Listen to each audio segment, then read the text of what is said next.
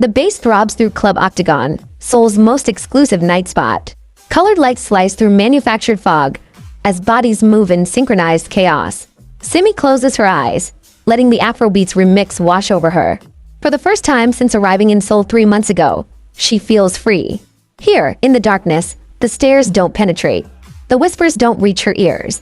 Her hips move instinctively, waist rolling to the rhythm her body has known since childhood.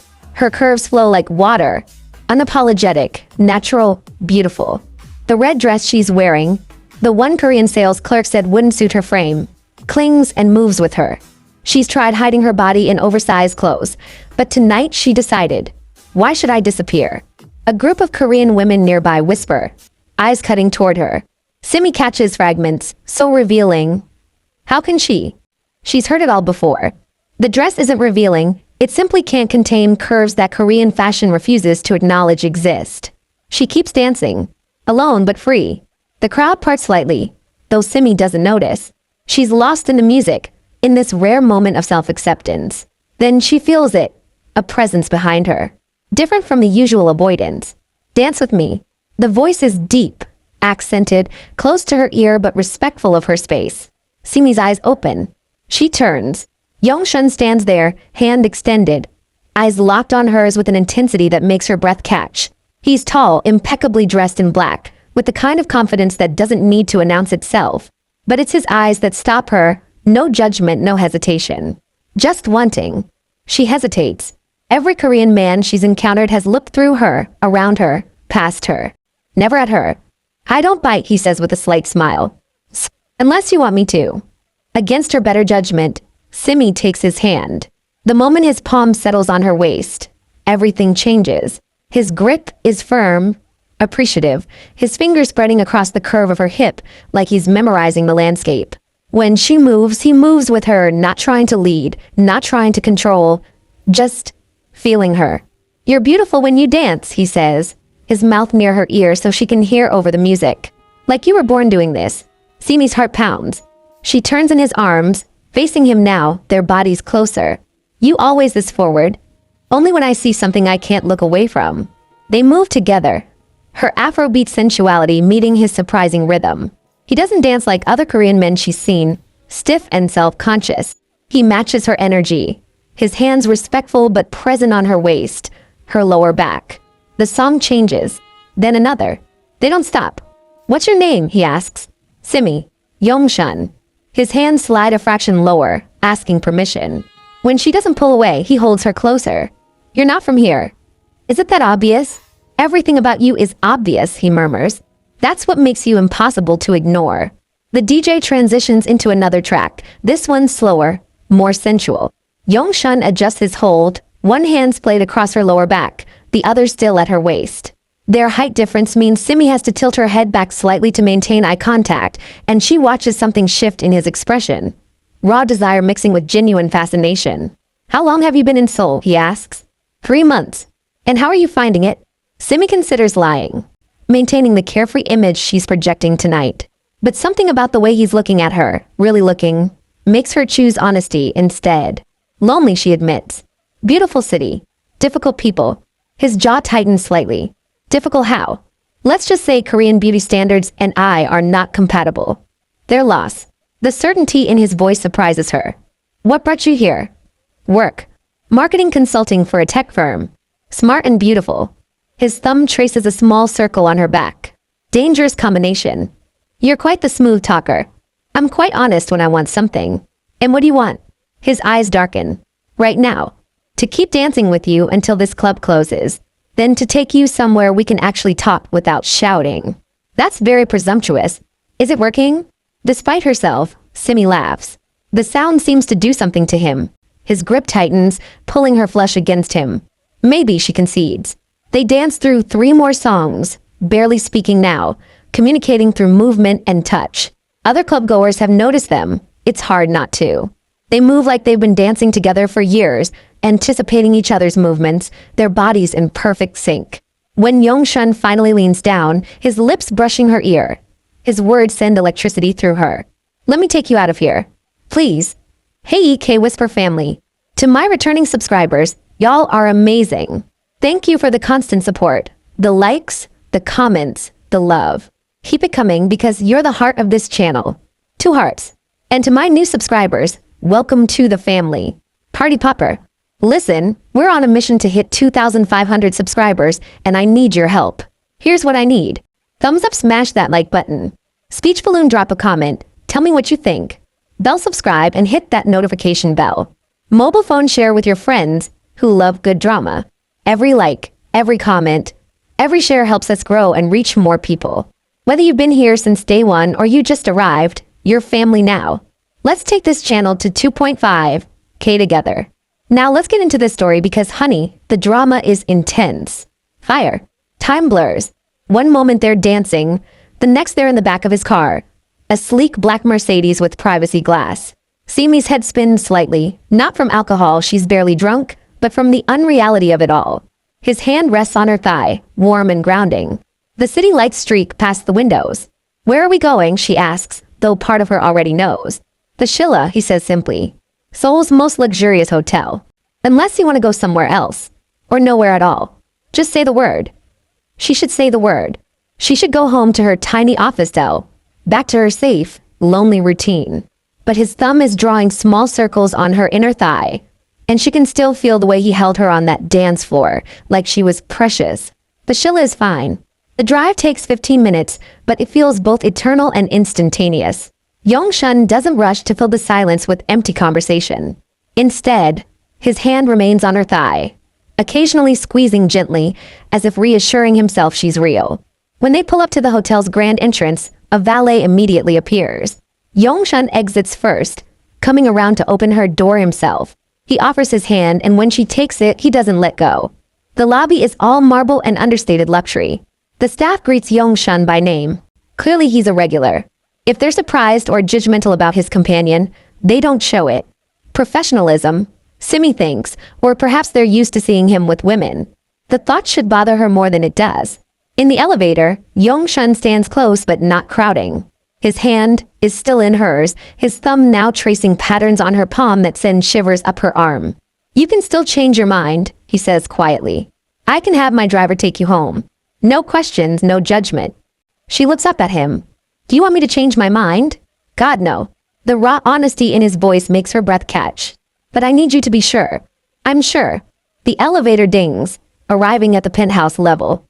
The suite is all floor-to-ceiling windows and modern elegance. Seoul glitters below them like scattered diamonds. The door barely closes before his mouth is on hers. It's not rushed, it's inevitable. Like a wave that's been building since the moment their eyes met. His hands frame her face, then slide down her neck, her shoulders, her waist, relearning the curves he held while dancing. God, Simi, he breathes against her lips. Do you have any idea? She silences him with another kiss, deeper this time. Her fingers work the buttons of his shirt while his hands find the zipper of her dress. The red fabric pulls at her feet. Yong-shun pulls back, just enough to look at her. Really look. His eyes track over every curve, every line, with such raw hunger that Simi feels heat flood through her. Perfect, he whispers. Every single inch of you. His hands map her body like territory he's claiming, skimming over her shoulders, tracing the swell of her breasts, following the indent of her waist before gripping her hips with barely restrained need. Bedroom, she manages to say. He lifts her, not struggling with her weight, just adjusting his grip and carrying her like she's precious cargo. The bedroom is as luxurious as the rest of the suite, dominated by a massive bed with crisp white linens. He lays her down gently, then steps back to finish unbuttoning his shirt. Simi watches, propped on her elbows as he reveals a lean, muscled torso. When he moves to join her on the bed, she stops him with a raised hand. Let me look at you. He freezes, arms at his sides, letting her eyes travel over him with the same intensity he'd shown her. When she finally nods, satisfied, he practically lunges for her. What follows is hours of discovery, learning what makes the other gasp, moan, beg. Yong-shun is attentive to the point of worship, memorizing every sound she makes, every place that makes her arch into his touch. And Simi gives as good as she gets, drawing responses from him that sound like they're being torn from his chest. By the time they finally collapse, sweat-slicked and satisfied, the Seoul skyline outside has begun to lighten with the approaching dawn.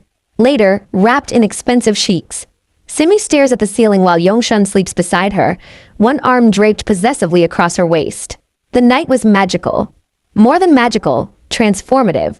He touched her like art, worshipped her like religion, made her feel like every part of her body that Seoul had taught her to hide was actually treasure. But morning will come. And in the morning light, he'll wake up. He'll really see her. He'll remember where he is, who he is, what people will think. The desire will fade into regret. She's seen the story before, lived it in smaller ways. The international student who flirted at the bar, but pretended not to know her on campus. The colleague who complimented her in private, but kept professional distance in public. Seoul has taught her she doesn't fit. Not in the clothes, not in the beauty standards, not in the fantasy Korean men allow themselves in darkness, but deny in daylight. Simi turns her head to look at him in the growing light.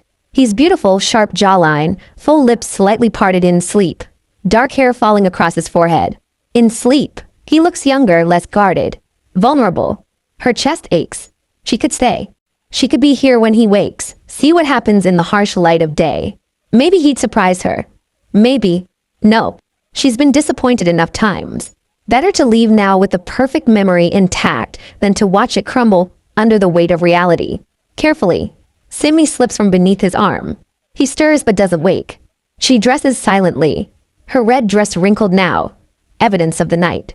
She can't find one of her earrings and abandons the search. She needs to leave before she loses her nerve. Her heels dangle from her fingers as she pads barefoot to the door.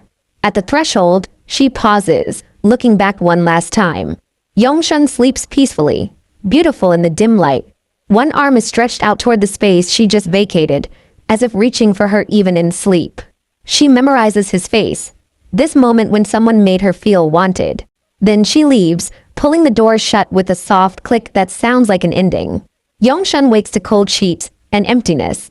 He sits up immediately, looking around the suite. Simi. Silence. The bathroom, empty. The living area, empty. He searches frantically for a note, a number, any trace of her. Nothing. It's like she was never here, except for the faint scent of her perfume on his pillow and the ghost of her touch still burning on his skin.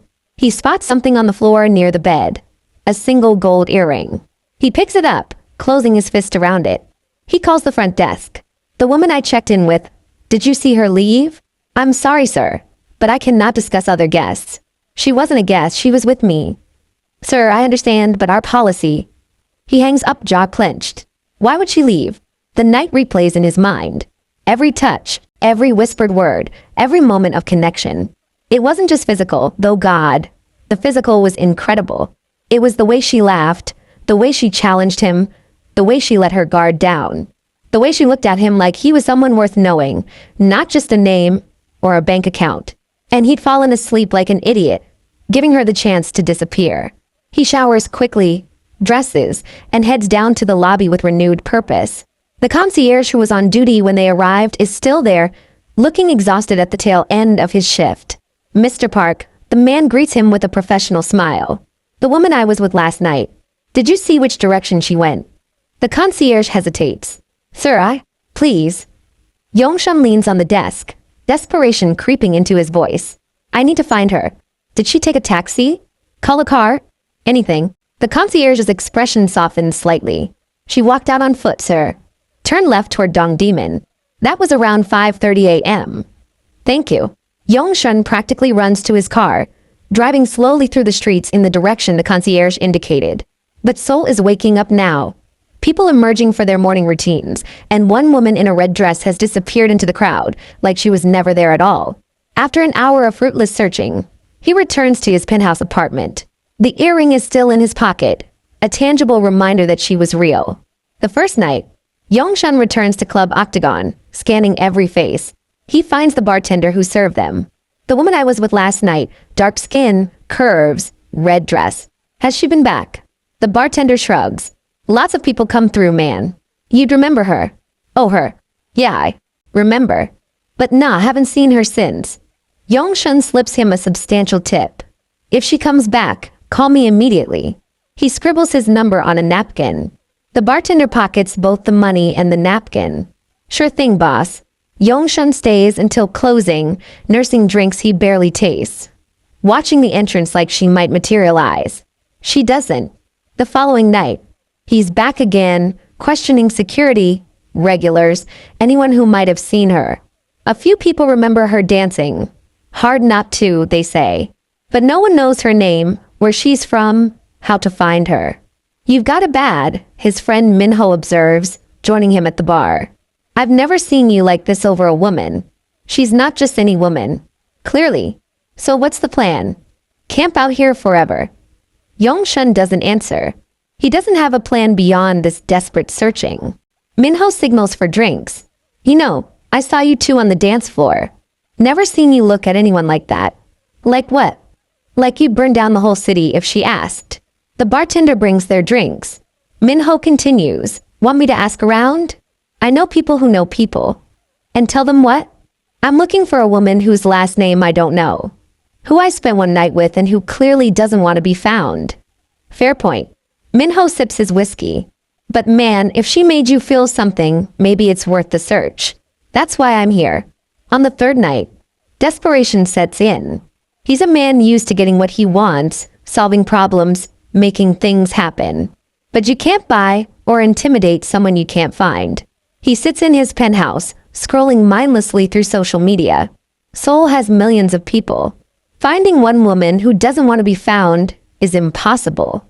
Unless he starts searching Instagram. Hashtag Seoul, hashtag Nigerian, hashtag Ghanaian, hashtag African, hashtag expat, hashtag Black in Korea. Hundreds of profiles. Thousands. He scrolls and scrolls.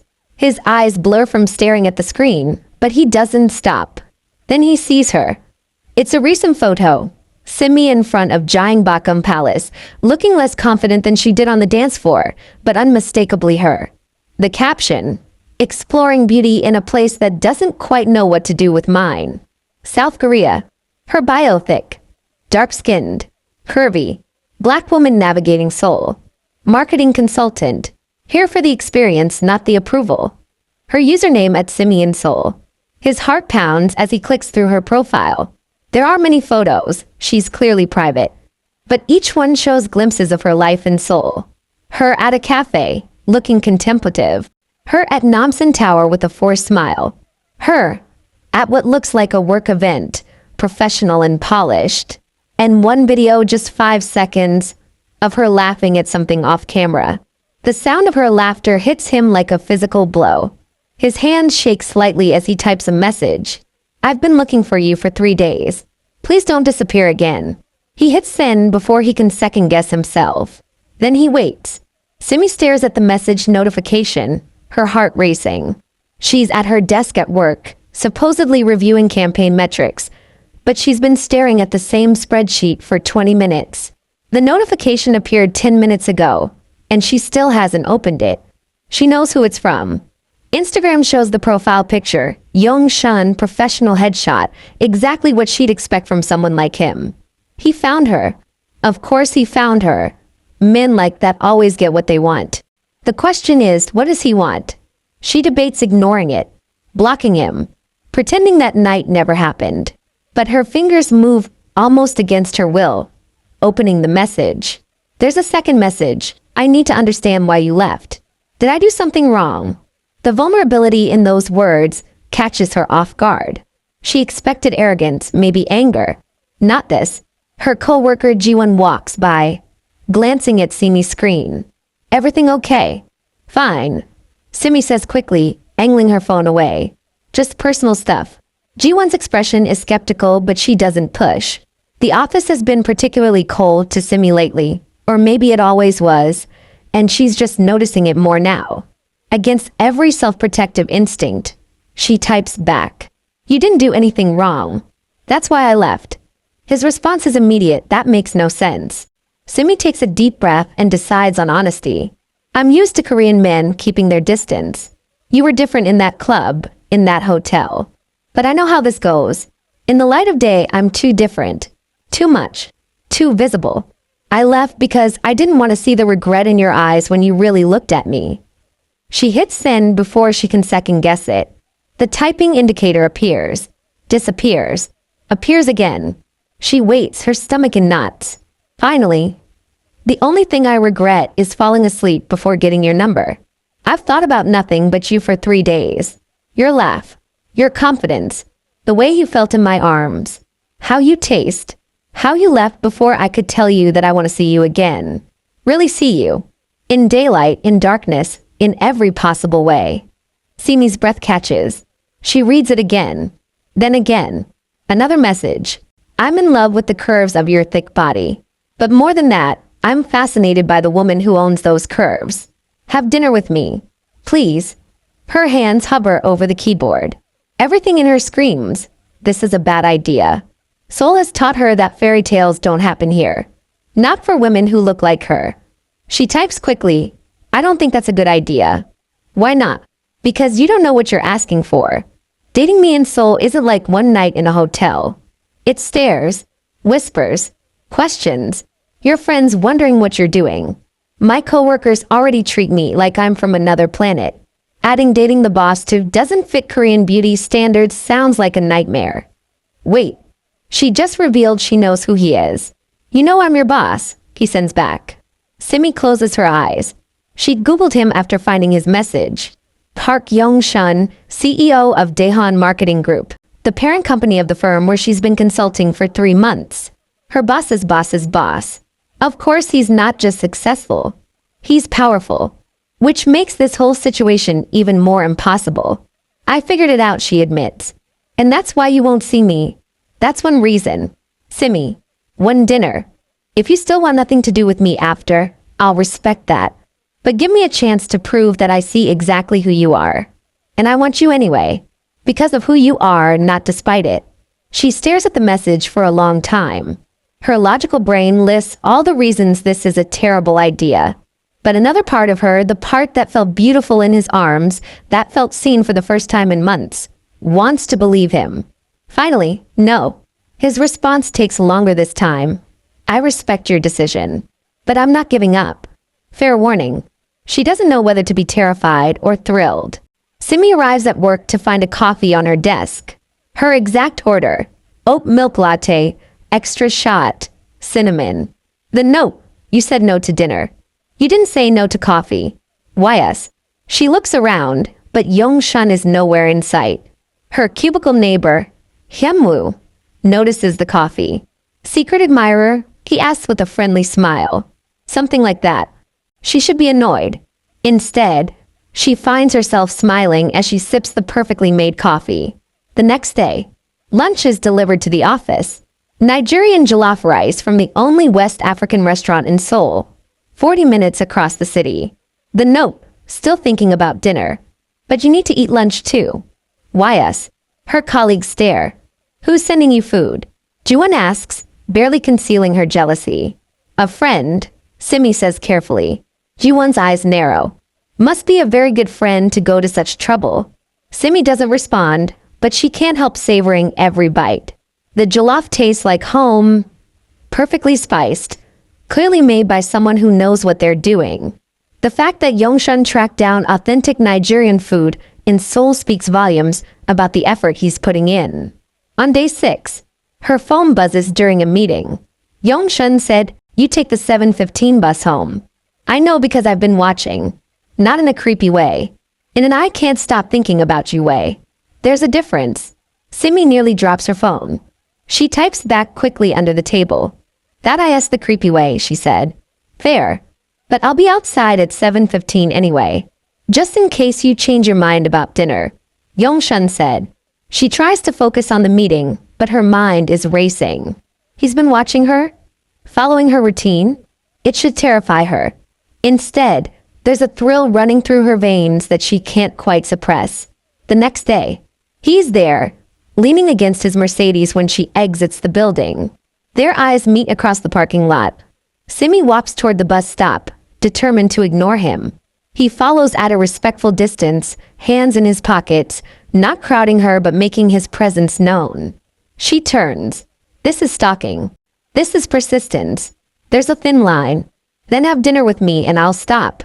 He steps closer, voice dropping. Simi, I can't focus. I can't work. All I do is think about you. Your smile. Your voice. The way you feel against me. You're driving me crazy. That's not my problem. It could be. He's close now. Close enough that she can smell his cologne. The same scent that lingered on her skin after that night. One dinner. Let me prove I'm serious. You're my boss. I'm many levels above your actual boss. HR might have opinions, but I own the company. So. He shrugs, shameless. Despite herself, Simi almost laughs. You're insane. About you? Absolutely. His voice turns serious. I want to make you mine, Simi. Not for a night. Not in secret. I want to take you to dinner in the best restaurants in Seoul. I want everyone to see us together. I want to learn everything about you. Your favorite foods, your childhood, your dreams. I want to hear about your day and tell you about mine. I want. Stop. He stops. Simi takes a shaky breath. Around them, other employees are leaving the building, some openly staring at the scene unfolding. She can already imagine the gossip spreading through the office. You really don't care? About what people will say? About how I look different from every Korean beauty standard? I care about you. The rest is noise. She searches his face for any hint of deception, any crack in his certainty. She finds none. One dinner, she finally says. And if I'm not convinced, then I'll let you go. He doesn't look like he believes that will happen. Friday night. I'll pick you up at 7. I haven't told you where I live. Simi. He gives her a look. I've been not creepily finding out things about you for a week. I know where you live. This time she does laugh, shaking her head. You're unbelievable. Wait until Friday. His smile is pure confidence. I'm just getting started. He walks her to the bus stop, standing beside her until the bus arrives. When she boards, he's still there, watching until the bus pulls away. Through the window, Simi watches him return to his car. Her phone buzzes with a final message. Yongshun, thank you for saying yes. I promise you won't regret it. She hopes he's right. Friday, 5:47 p.m. Simi stands in front of her closet, staring at the limited options hanging before her. Every piece tells a story of compromise. The oversized blazer she bought to hide her curves at work, the long skirts that Korean shop assistants assured her were more appropriate, the muted colors she adopted after too many stares in brighter hues. Nothing feels right for tonight. Her phone buzzes. Yongshun sent a message where whatever makes you feel like yourself. Not what Seoul expects. You. She smiles despite her nerves. It's like he can read her mind. Her hand moves past the Seoul-appropriate clothes to the back of the closet. The pieces she brought from home, but rarely wears. An emerald green wrap dress that hugs every curve, brought all the way from Lagos. Gold accessories her mother insisted she pack. The strappy heels she's been too self-conscious to wear. Screw it. If he wants to see her, really see her, then he'll see all of her. She pulls out the dress, running her fingers over the fabric. It's been months since she wore anything that made her feel beautiful rather than just acceptable. The last time was at her going-away party in Lagos, surrounded by friends and family who loved her exactly as she was.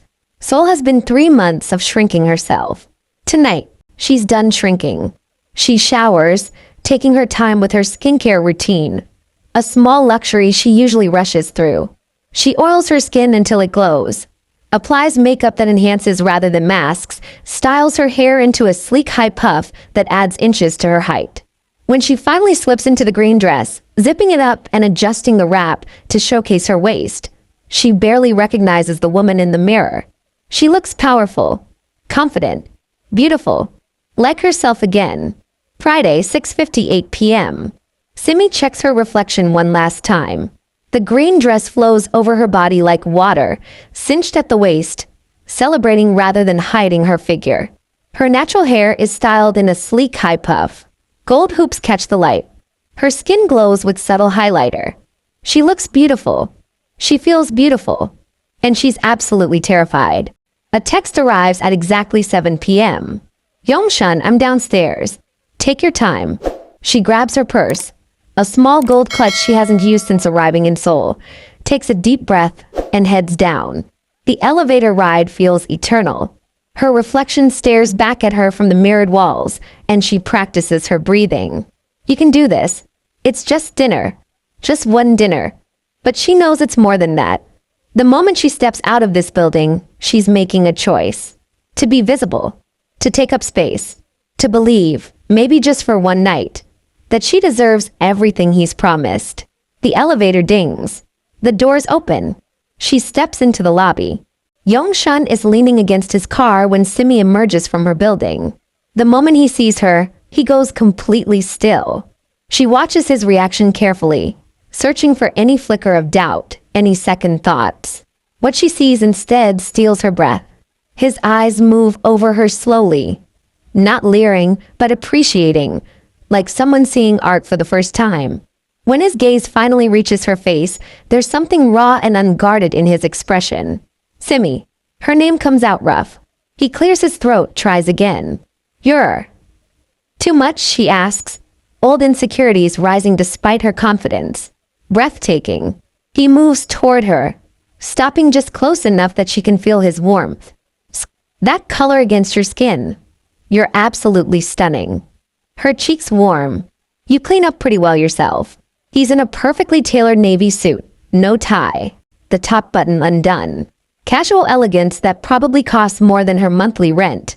But it's the way he's looking at her, like she's the only person in the world, that makes her knees weak. He opens the car door for her, his hand hovering at the small of her back without quite touching. Respectful, patient, ready. Where are we going? You'll see.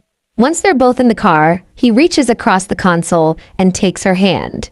The gesture is simple, but it grounds her. You look incredible, he says again, like he can't quite believe she's real. You mentioned that. I'll probably mention it several more times tonight. Fair warning. The drive through Seoul is different at night. The city glows with neon and streetlights, alive with Friday evening energy. Yong-shun's hand stays linked with hers, his thumb occasionally stroking across her knuckles. Nervous, he asks. Terrified, she admits. Of me. Of this. Of what it might mean. He brings her hand to his lips, pressing a kiss to her knuckles. It means whatever we want it to mean. No pressure. No expectations beyond getting to know each other better. You spent a week pursuing me. That feels like expectations. Fair point. He grins. Let me rephrase. My expectation is that we have a good time tonight. Everything else, we figure out together. How's that? Better. The restaurant is in Itaewon, Seoul's international district. As they pull up, Simi recognizes it, Mosu, a Michelin-starred fusion restaurant known for celebrating diverse culinary traditions. How did you? She starts. I did my research. He comes around to open her door. I wanted somewhere that honors different cultures, somewhere we both belong. The thoughtfulness of it catches her off guard. She's been to plenty of restaurants in Seoul, but always feeling slightly out of place, aware of the stares, the whispers. The idea of going somewhere designed to celebrate diversity rather than merely tolerate it makes her throat tight. Inside, the hostess greets them warmly, in English, then Korean. The space is elegant but not stuffy, with an international clientele that barely glances their way. There are other interracial couples, solo diners of various ethnicities, groups speaking different languages. For the first time in months, Simi doesn't feel like a spectacle. Mr. Park, Ms. Simi, your table is ready. They're led to a private corner with a view of Seoul's glittering skyline. The table is set with understated elegance, candles, fresh flowers, soft lighting. Yong-shun pulls out her chair. Once they're both seated, he leans forward slightly. Before we start, I need to say something. Here it comes, Simi thinks. The backpedaling. Let's keep this casual. I haven't been able to think straight since the night I met you, he says quietly. I've been in relationships before. I've been attracted to women before. But this, he gestures between them, is different. You're different. And I need you to know that I'm serious about this. About you. Simi's throat tightens. Yong-shun. I know what you've experienced here. I can't pretend to fully understand it, but I've been paying attention this week. Really paying attention. The way people look at you in the office. The comments I never noticed before. How Korean fashion and beauty standards make you feel invisible or hypervisible for the wrong reasons. You noticed all that? I'm noticing everything now. His hand reaches across the table, palm up. An invitation. And what I see is a brilliant, beautiful woman who's been made to feel like she doesn't belong. But Simi, you belong anywhere you choose to be, including here, with me. Slowly, she places her hand in his fingers close around hers, warm and certain. A server appears with menus and a wine list. Yong Shun orders a bottle without consulting her, then catches her raised eyebrow. Too presumptuous? Maybe a little. It's from a vineyard in South Africa. I thought. He looks almost bashful. I wanted tonight to include pieces of both our worlds. And just like that, her annoyance melts away. Wine arrives, then the first course, a delicate fusion of Korean and West African flavors that makes Simi's eyes widen. This is incredible, she says after the first bite. The chef is Korean-Nigerian, Yongshan explains. Chef Kim spent 10 years in Lagos before returning to Seoul. I thought you might appreciate his perspective, bringing two worlds together. You really did your homework. I wanted tonight to be perfect. He pauses. Tell me about yourself. Real things. Not the professional bio I can read online. Simi considers him over her wine glass. What do you want to know? Everything. Start with why you came to Seoul. She takes a breath. Professionally, the opportunity. I'm good at what I do. And this position looked great on paper. Personally, she traces the rim of her glass. I wanted to prove something. To myself, maybe. That I could thrive anywhere. That beauty and success aren't limited to one cultural definition. And has Seoul proven that? Honestly, it's been the hardest thing I've ever done. The admission surprises her. She hasn't said this out loud to anyone. Back home, I'm just normal. Here, I'm either invisible or I'm exotic. Korean women either ignore me or study me like I'm a curiosity. Korean men. She trails off. Korean men what? Look through me. Until that night at the club, I thought maybe Korean men were physically incapable of seeing me as attractive. She laughs, but there's pain in it. I've had men literally step around me to talk to lighter-skinned friends. I've been told my hips are too Western. That I should consider skin lightening treatments. That my natural hair is unprofessional. Yongshun's jaw tightens. Who said that to you? Does it matter? It's everywhere. The advertisements, the beauty standards, the way shop assistants look at me like I'm lost when I try to buy clothes. The colleague who asked if I was here to teach English because surely I couldn't be in marketing. She shakes her head. Seoul is beautiful, but it's exhausting being different every single day. It matters because it's wrong. His voice is fierce. And I'm sorry. I'm sorry that my country has made you feel this way. I'm sorry I didn't see it before. It's not your fault. But I'm part of the system that created it. I've never questioned why all the models in our company's campaigns look the same. Why our beauty standards are so narrow. I've never had to. He squeezes her hand. But I'm seeing it now. And I want to do better. Be better. The sincerity in his voice makes her chest ache. The second course arrives, a beautiful presentation of kimchi spicy with plantain and rice. The fusion is unexpected but works perfectly, and Simi finds herself relaxing into the meal, into the conversation. Your turn, she says, needing to lighten the mood. Tell me about Park Yong-shun, and not the CEO bio. Real things. He smiles. Fair enough. What do you want to know? Why aren't you married? Successful Korean man your age. Your family must be on you about it. They are. Relentlessly. He refills their wine glasses. I've been set up on more blind dates than I can count.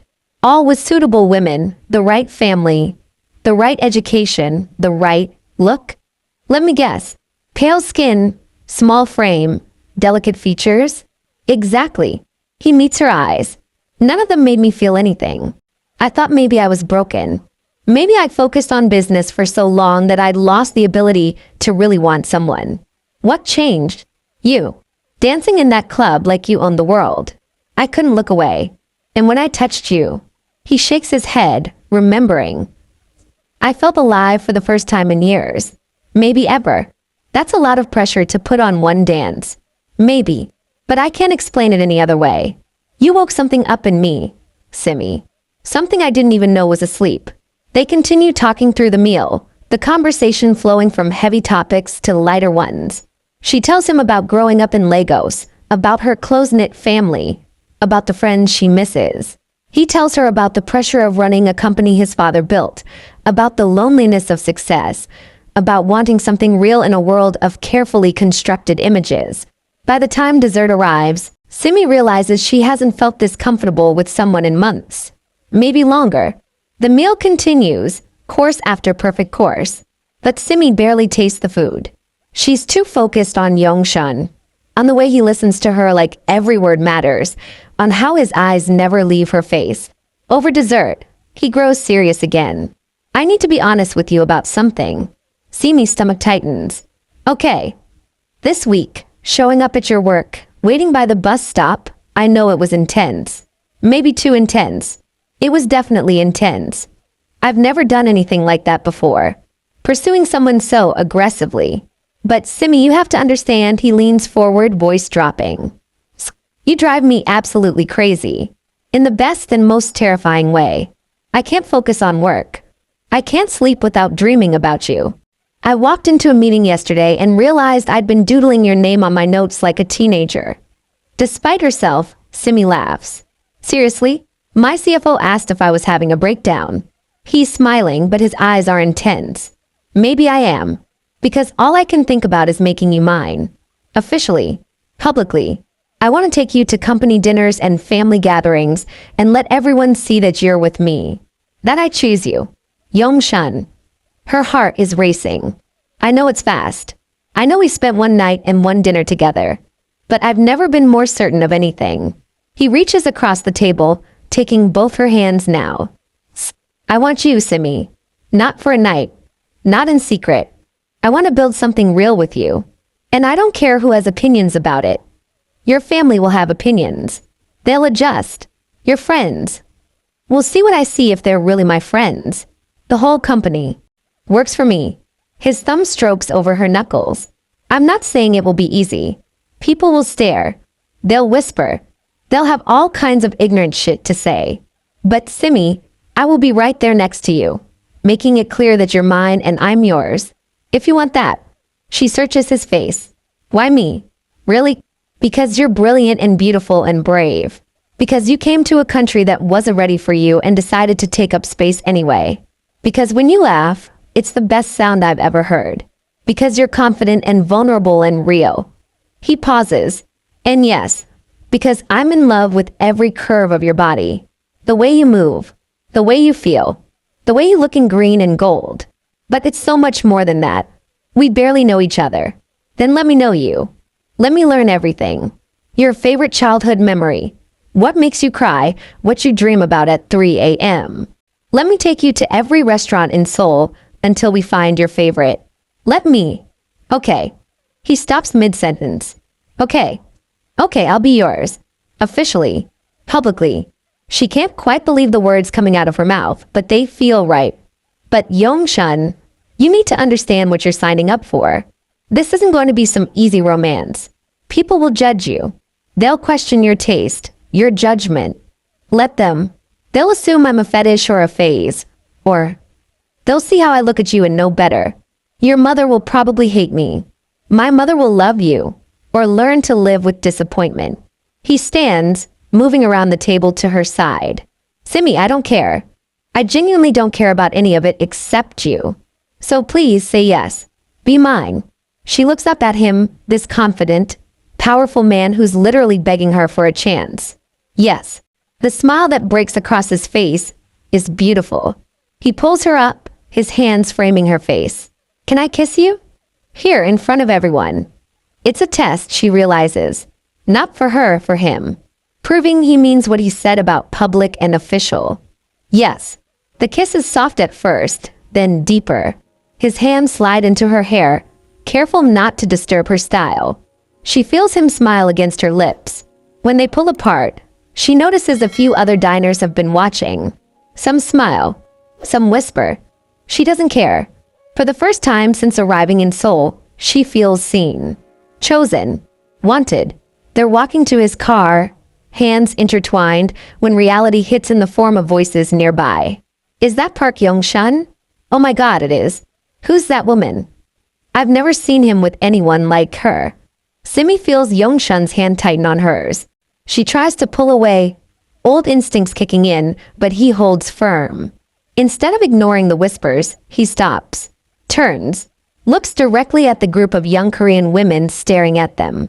Yes, I'm Park Yongshun. This is Simi, my girlfriend. We just had an incredible dinner, and now we're going to continue our evening. Enjoy your night. The women look shocked. One actually stammers an apology. Yongshun guides Simi to the car, opens her door, waits until she's settled before closing it gently. He rounds the car and gets in, still holding her hand over the center console. You okay? He asks. You just claimed me. In front of strangers. I told you I would. He brings her hand to his lips. I meant every word. You're mine now, Simi. And I'm yours. Everyone might as well get used to it. Where are we going now? His eyes darken with heat. That depends. We could go somewhere for drinks. Or a walk by the Han River. Or... He traces his thumb over her palm. We could go back to my place. Talk more. See where the night takes us. Simi's breath catches. She knows exactly where the night will take them. But this time it's different. This time, she won't disappear in the morning. Your place, she says softly. The drive to his penthouse is charged with anticipation. His hand stays on her thigh, proprietary and promising. They don't speak much, but the silence is comfortable, electric. When they arrive at his building, the doorman greets Yongshun by name and smiles politely at Simi. No judgment, no surprise, just professional courtesy. In the elevator, Yongshun pulls her close, his hand at the small of her back. Last chance to change your mind, he murmurs. I'm not changing my mind. Good. He kisses her temple. Because I don't think I could let you go again. Sunlight streams through floor-to-ceiling windows. Simi wakes slowly, awareness returning in pieces. Silk sheets, expensive mattress, strong arm around her waist, warm body pressed against her back. Yongshun. The memories flood back. Dinner, the drive, the way he'd undressed her reverently in his bedroom, the hours that followed. Every touch a promise, every word a claim. She starts to slip away carefully, old habits dying hard.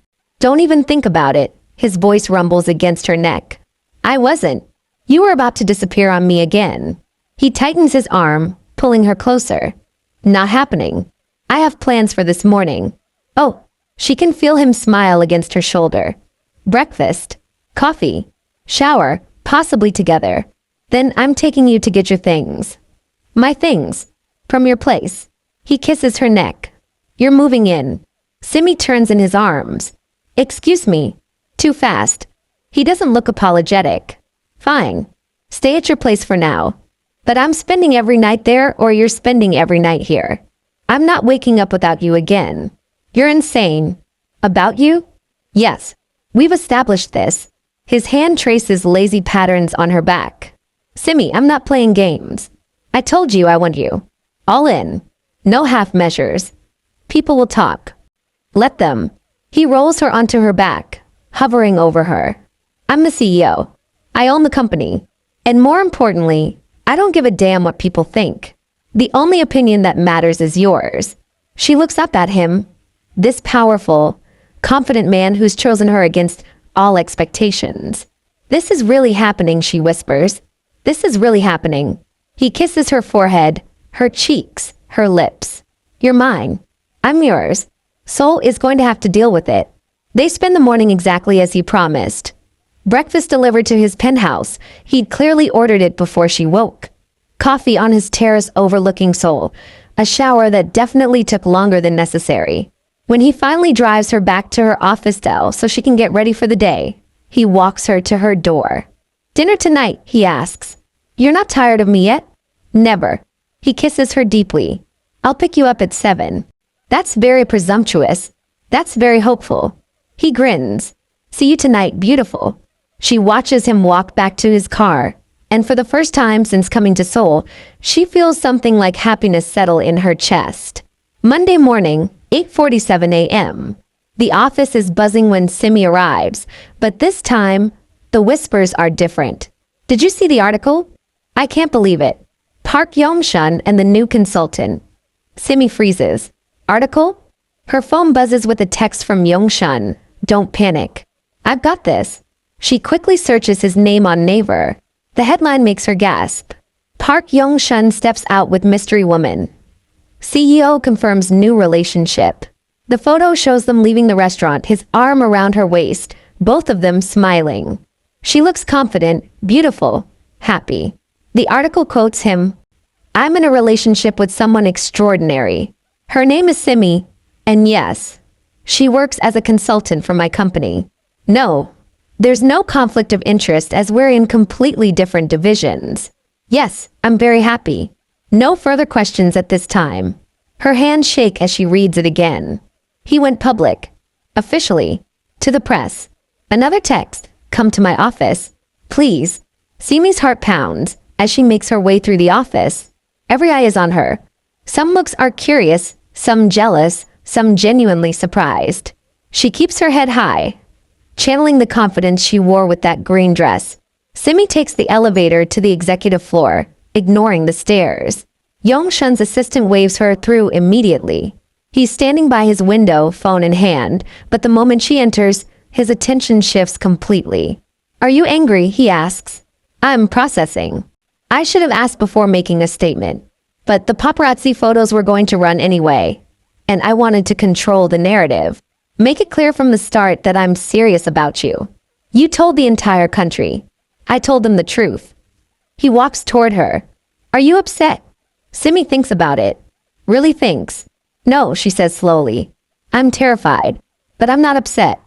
The comments on the article are mixed. I can imagine. Some are supportive. Some are confused. Some are ignorant assholes who I've already had my legal team flag for defamation. His jaw tightens. No one talks about you that way. Despite her nerves, warmth floods through her. You had your legal team. You're mine to protect now. He cups her face. I told you, Simi. I'm all in. That means dealing with the bullshit, so you don't have to. I can handle. I know you can. You're the strongest person I've ever met, but you don't have to handle it alone anymore. He kisses her softly. We're a team now. You and me against the narrow-minded world. A knock on the door interrupts them. Mr. Park, your mother is on line 1. She's insistent. Yong-shun sighs. The reckoning begins. Wanna listen in? Absolutely not. Smart woman. He kisses her again. Go back to your office. I'll handle my mother. Then we're having lunch together. Publicly. In the company cafeteria. You really don't do anything halfway, do you? Not when it matters. His eyes are intense. And Simi, you matter more than anything. By lunchtime, the entire office knows about the article. Simi walks into the company cafeteria with her head high, determined not to show fear. The conversations don't quite stop, but they definitely quiet. She's getting her food when Yong-shun appears beside her. Hey, beautiful. The entire cafeteria goes silent. He doesn't seem to notice or care. He fills his own tray, then guides them to a table with a gentle hand on her lower back. The message is clear. She's with him, and he's not hiding it. As they eat, people slowly resume their conversations. Some brave souls even approach. Mr. Park, congratulations on your relationship. A junior analyst says nervously. Thank you, Min SEO. Simi, this is Min SEO from Analytics. Min SEO, this is my girlfriend, Simi. She's brilliant. You should collaborate on the upcoming campaign. Min SEO blinks, then smiles. I'd love that. Your insights on the last project were amazing, Simi. Others follow. Some are genuinely warm. Some are clearly kissing up to the boss's girlfriend. Simi can tell the difference, and from Yong-shun's knowing looks, so can he. Ji-won. The colleague who'd always been cold to her, approaches last. Simi, I owe you an apology. Simi looks up, surprised. I've been unwelcoming. I made assumptions about you, and I'm sorry. Ji-won glances at Yong-shun, then back to Simi. You're really talented, and I let my own insecurities make me treat you poorly. I'd like to start over if you're willing. It's not perfect. It's probably partly motivated by Simi's new status. But it's something. I'd like that, Simi says. After lunch, walking back to her office, Yong-shun pulls her into a quiet corridor. You handled that perfectly. I had a good example. She leans into him. Your mother wants to meet you. This weekend. Oh God. She's curious. That's all I'm saying. He grins. But she's going to love you. How could she not? Because I'm everything Korean mothers don't want for their successful sons. You're everything this Korean son wants. She'll adjust. He kisses her forehead. Trust me. Simi wants to believe him. But she knows the reality of Korean family dynamics, the weight of tradition and expectation. Meeting his mother feels like the real test, one she's not sure she's ready for. But looking into Yongshun's eyes, seeing the absolute certainty there, she realizes she's willing to try. For him. For them. For the possibility of something real in a city that's felt anything but real since she arrived. Okay, she says. This weekend. His smile is brilliant. I love you. The words slip out so naturally that it takes a moment for both of them to register what he said. Simi's breath catches. What? I love you, he repeats, more deliberately this time. I know it's fast. I know we've only known each other for 2 weeks. But Simi, I love you. I'm in love with you. And I needed you to know that before you meet my mother, before we take another step forward. You should know where I stand. Simi's heart pounds. She's not ready to say it back, not yet. But the honesty in his face, the vulnerability he's showing her, makes her chest ache in the best way. Thank you for telling me, she says softly. I'm not there yet. But I think I could be. That's enough for me. He kisses her gently. More than enough. I'm screaming. This man is not playing. He said Seoul can adjust or stay mad, face with steam from nose. Smash that like button if you're living for this energy. Comment period if you think Simi deserves all this. And subscribe to K-Whisper because this is not over yet.